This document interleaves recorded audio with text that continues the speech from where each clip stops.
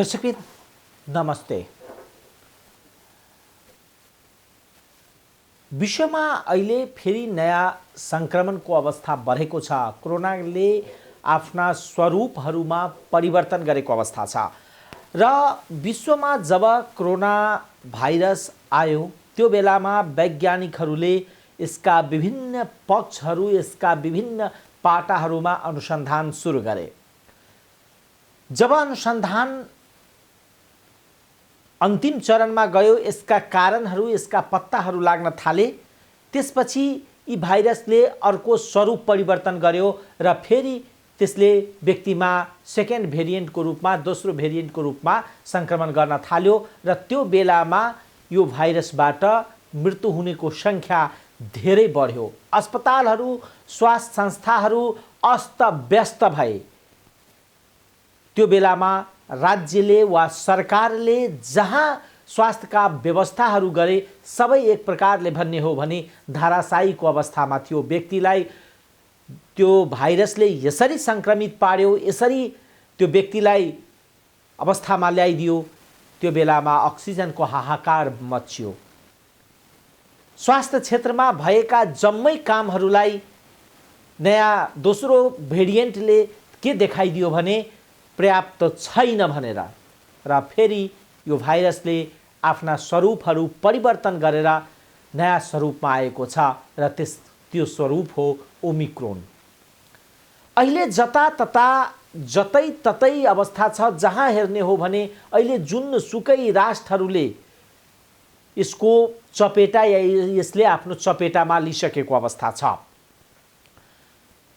यसका फेरि नयाँ भेरिएन्ट जुन छन् ओमिक्रोन, त्यसका विषयमा नयाँ अनुसन्धानहरू वैज्ञानिकहरूले सुरु गरेका छन्। यसका कारणहरू पत्ता लगाउन सुरु गरिसकेको अवस्था छ। सरकारले, नेपालका सरकार, विश्वका तमाम WHO लगायत विभिन्न निकायहरूले सरकारहरूलाई वा तत्सत देशहरूलाई चेतावनी सहित यस्तो अवस्थामा बस्नुस्, तयारी अवस्थामा बस्नुस् भनिरहेको अवस्था छ। आज हामीले नयाँ केही यसका पक्षहरू, ओमिक्रोन कस्तो भाइरस हो, यसले कसरी आफ्ना चपेटामा व्यक्तिलाई लिइरहेको छ, विश्वका केही वैज्ञानिकहरूले प्रारम्भिक, किनभने यो अहिले प्रारम्भिक अवस्थामा छ, त्यसको अनुसन्धान पनि प्रारम्भिक रूपमै भएको अवस्था छ र हामीले आज यी विश्वकामा भएका यी ओमिक्रोनका प्रगतिहरू, यसका अनुसन्धानको बारेमा यो के हो विषयमा जानकारी तपाईहरू समक्ष पस्किन चाहन्छौँ। कोरोना भाइरसको नयाँ भेरिएन्ट ओमिक्रोनको संक्रमण नेपाल सहित विभिन्न देशमा पुष्टि भइसकेको छ। दक्षिण अफ्रिकामा पहिलो पटक देखिएको यो भेरिएन्टलाई त्यहाँका वैज्ञानिकहरूले सम्भावित चिन्ताको विषय मानेका छन्। दर्जनौं देशमा कोरोना भाइरसको यो नयाँ प्रकार फैलिसकेको छ। तीमध्ये धेरै देशले यात्रामा प्रतिबन्ध लागू वा कडाई गर्दै यसको सम्भावित प्रकोपबाट सुरक्षित रहने प्रयास थालेका छन्।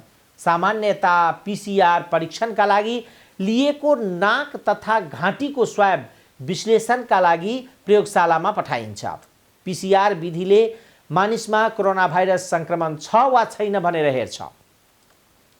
प्रयोगशालाका अनुसार केही कोरोना भाइरसको निश्चित भेरिएन्ट जस्तै डेल्टा वा ओमिक्रोन पनि किटान गर्न सक्छन्। केही प्रयोगशालामा मात्र भेरिएन्ट पहिचान गर्न आवश्यक प्रविधि हुन्छ। कोरोनाको आशंका गरिएका र नतिजामा कोरोना भाइरस संक्रमणको पुष्टि भएको PCR परीक्षणको स्वाब जिनोम सिक्वेन्स भनिने पूर्ण आनुवांशिक विश्लेषणका लागि प्रयोगशालामा पठाइन्छ। यसरी गरिएको परीक्षणले केही मानिसहरू वास्तवमै यो नयाँ भेरिएन्टबाट संक्रमित रहेको पुष्टि गरेको छ। भाइरसको आनुवांशिक तत्त्वको प्रयोगशालामा गरिने यस्ता विश्लेषणहरू नयाँ भेरिएन्ट पत्ता लगाउन र तिनले कस्तो प्रकार वा कस्तो व्यवहार गर्छ भन्ने पहिल्याउन महत्त्वपूर्ण मानिन्छ। यस्तो परीक्षण गर्न 2 साता जति लाग्ने भएकोले ओमिक्रोनबाट भएका मानिस संक्रमणहरू पहिचान भएका छैनन्। घरमै गर्न सकिने RDT विधिको परीक्षणले कुन भेरिएन्टको संक्रमण छ भन्ने किटान गर्दैन। तर संक्रमण छ वा छैन पहिल्याउन यो विधिलाई प्रभावकारी मानिन्छ। विश्व स्वास्थ्य संगठनले ओमिक्रोनबाट संक्रमण हुँदा देखिने लक्षणहरू अन्य भेरिएन्टको सन्दर्भमा भन्दा फरक नभएको जानकारी उपलब्ध नभएको जनाएको छ। अर्थात् व्यक्तिलाई यो कुन भाइरस संक्रमित भयो वा कुन भाइरसबाट संक्रमण भयो भनेर तत्काल छुट्याउने अवस्था छैन। त्यसका जब विस्तृत अनुसन्धान हुन्छन् त्यस बेला मात्र छुटिन्छ र त्यसको अवस्थाहरू देखिएको छ। यद्यपि खोकी ज्वरो आउनु तथा स्वाद र गन्ध हराउनु यो भेरिएन्टसँग सम्बन्धित लक्षण हुन सक्छ। जसरी विगतमा कोरोनाका दोस्रो भेरिएन्टमा पनि के देखियो भने खोकी लाग्नु, ज्वरो आउनु र त्यसपछि स्वाद गन्ध हराउनु यो देखिएको अवस्था त्यो बेलामा पनि थियो र अहिले पनि यो नयाँ भेरिएन्टले पनि त्यस्तै मिल्दोजुल्दो लक्षणहरू देखिन थालेको अवस्था छ। केही देशहरूमा पूर्ण खोप लगाएका मानिसमा पनि ओमिक्रोन संक्रमणको पुष्टि भएको छ। उनीहरूमा देखिएका लक्षणहरू सामान्य छन्। सुरुमा दक्षिण अफ्रिकाका अस्पतालहरूमा जटिल लक्षणसहित धेरै वयस्क व्यक्तिहरू भर्ना भएका थिए। तीमध्ये अधिकांश खोप नलगाएका वा खोपको मात्र लगाएका मानिस थिए। यसले के सङ्केत गर्छ भने पूर्ण मात्रामा खोप लगाउनु र अतिरिक्त बुस्टर मात्रा लगाउँदा नयाँ वा उस्तै भेरिएन्टहरूले निम्त्याउने समस्याबाट जोगिन सकिन्छ। ओमिक्रोन भेरिएन्टमा अहिलेसम्म नदेखिएका र अन्य भेरिएन्टमा भएका उत्परिवर्तितहरू देखिएका छन्। तीमध्ये अधिकांश उत्परिवर्तनहरू भाइरसको सतहमा देखिने स्पाइक प्रोटिनमा छन्। अहिले उपलब्ध खोपहरूले स्पाइक प्रोटिनलाई नै लक्षित गर्छन् र अहिलेको मुख्य चुनौती यही हो। विशिष्टीकृत परीक्षणहरूमा ओमिक्रोनमा यस जिन ड्रप आउट भनिने आनुवांशिक जानकारी भेटिएको जसले यो भेरिएन्ट पत्ता लगाउन सहज हुने देखिएको छ। तर सबै यस जिन ड्रप आउट भाइरस ओमिक्रोन हुँदैन। ओमिक्रोन निक्योल गर्न जिन सिक्वेन्सिङ नै गर्नुपर्छ। भाइरसको आनुवांशिक संरचना भेरिएन्ट पत्ता लगाउनको लागि महत्त्वपूर्ण छ। आनुवांशिक तत्त्वको सूक्ष्म निरीक्षण गरेर वैज्ञानिकहरूले कुन व्यक्तिमा ओमिक्रोनको संक्रमण छ वा विद्यमान र तीव्र गतिमा फैलिएको डेल्टा भेरिएन्टको संक्रमण छ भन्ने पहिल्याउन सक्छन्।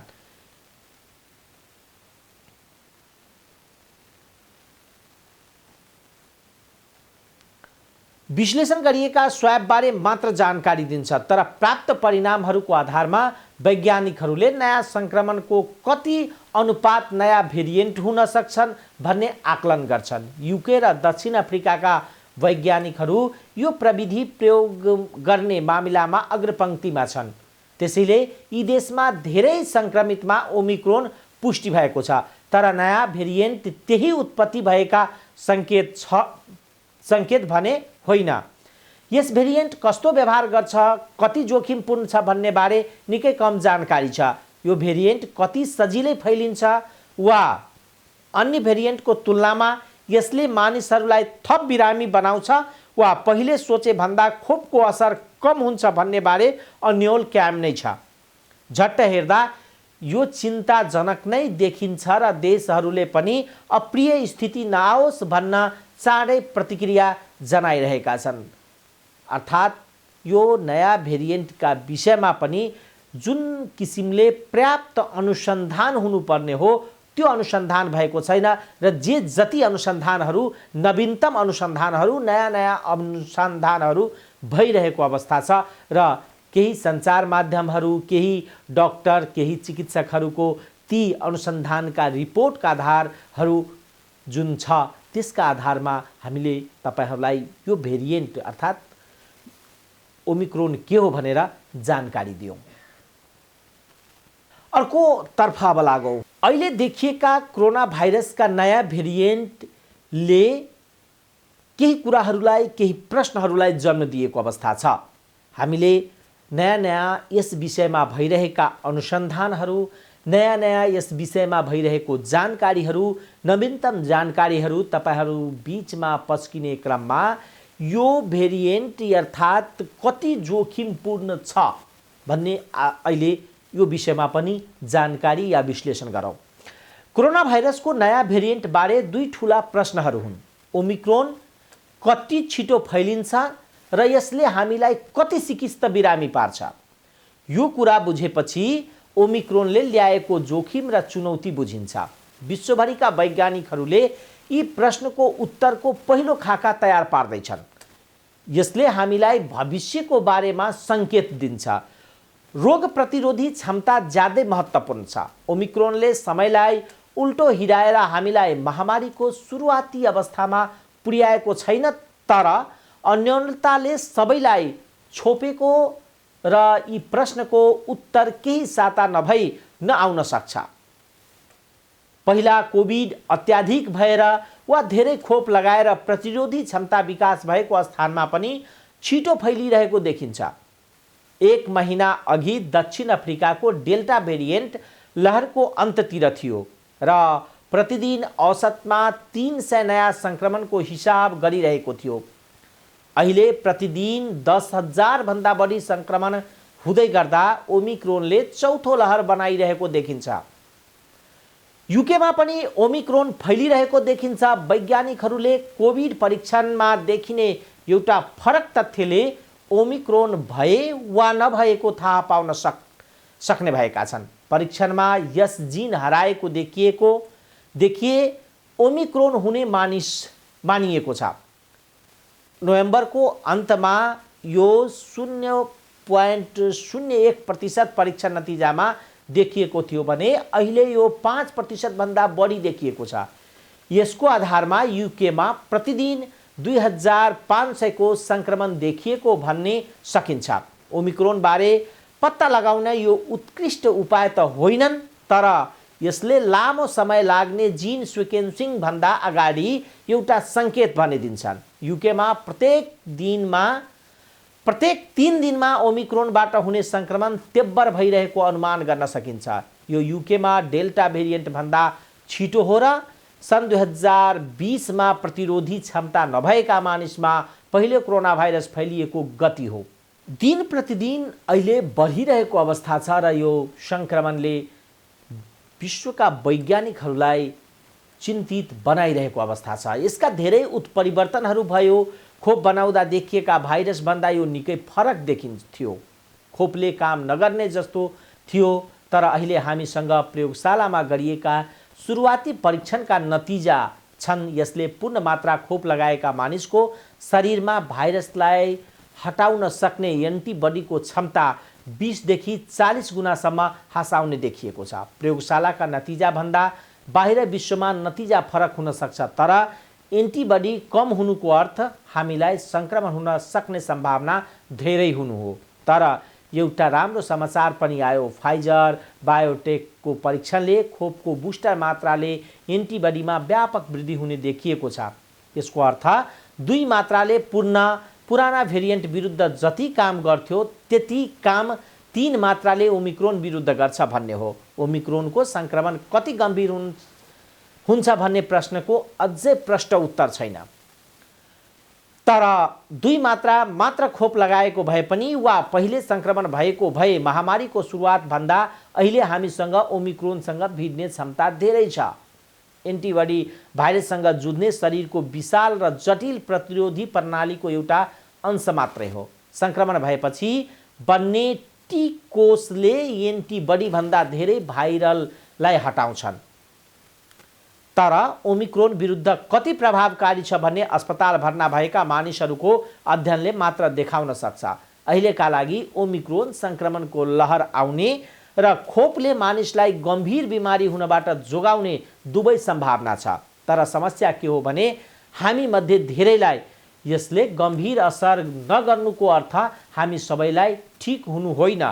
हामी मध्ये केही कमजोर छौँ, कतिपयसँग प्रतिरोधी क्षमता छैन, कतिपयले खोप पाएका छैनन्। डेल्टा भेरिएन्टबाट हामी धेरैलाई केही नभए पनि केही मानिसहरू अझै अस्पताल भर्ना भइरहेका छन्। यसैले सङ्क्रमण ह्वात्तै वृद्धि हुँदा अस्पताल भर्ना हुनेको सङ्ख्या पनि ह्वात्तै बढ्न सक्छ। अहिलेसम्म ओमिक्रोन बारे यथेष्ट तथ्याङ्क नभएकोले यसले हुन सक्छ या भन्न सकिन्छ ओमिक्रोन कति छिटो फैलिन्छ वा यसले कति सिकिस्त बिरामी पार्छ वा खोपलाई यसले कति छल्छ भन्ने प्रश्न कुरा अगाडि छैन। वार्विक विश्वविद्यालयका प्राध्यापक माइकल डिल्टेस्टले हुन सक्छ कुनै लहर आउँदैनन् वा जोखिम नै नहुने लहर आउँछ वा विध्वंस हुने लहर आउँछ। समस्या के हो भने अहिले ठूलो अन्यलता छ, अर्थात् अहिले विश्वका वैज्ञानिकहरू अहिले यसका नयाँ भेरिएन्टको विषयमा यथेष्ट जानकारी प्राप्त गरिरहेको अवस्था छ र एउटा कुरा सबै वैज्ञानिकहरू यसले या वैज्ञानिकहरू एकमत के छन् भने अहिले जे जति भाइरस देखिएको छ यसले यसबाट जोगिन एउटै विकल्प के हो भने हामी खोप लगायौं भने यसबाट जोगिन सक्छ, हाम्रो मृत्यु वा हामी अस्पतालसम्म पुग्न सक्दैनौं, यसबाट जोगाउँछ। र हाम्रो प्रदेश नम्बर 2 को कुरा गर्ने हो भने प्रदेश नम्बर 2 को अवस्था निकै चिन्ताजनक छ। खुला सीमा छन्, व्यक्तिहरू दिन प्रतिदिन ओहोर दोहोर गरिरहेको अवस्था छ, तर यहाँ खोप लगाउनेको संख्या न्यून अवस्थामा छ। त्यसकारणले खोप लगाऊ र स्वास्थ्यको जुन सतर्कताहरू छन्, चिकित्सकहरूले जुन सतर्कताहरू बताइरहेको छन्, किनभने पहिलो लहरदेखि लिएर दोस्रो लहरसम्म हामीलाई सम्झाउनु पर्ने, बुझाउनु पर्ने, जानकारी दिनुपर्ने कुनै त्यस्तो तथ्य छैन। किनभने सुरुदेखि नै चिकित्सकको राय के छ भने हामीले दूरी मेन्टेन गरौँ, अर्थात् दूरीमा बसौँ, समय समयमा साबुन पानीले हात धुऔँ, सेनिटाइजर प्रयोग गरौँ र जुन खोकी लाग्दा, आछो गर्दा जुन त्यसबाट निस्किने भाइरसहरूलाई टिस्यु पेपरको प्रयोग गरे। यी तमाम हामीले पहिलो भेरिएन्टदेखि वा पहिलो जुन लहर चल्यो कोरोनाको त्योदेखि लिएर अहिलेसम्मका चिकित्सकहरूको राय, सल्लाह, सुझाव यिनै हुन्। अर्को दिन अर्को विषयवस्तु फेरि यस्तै नवीनतम जानकारीहरू लिएर तपाईहरू समक्ष आउनेछौँ। तबसम्मका लागि बिदा दिनुहोस्। नमस्कार।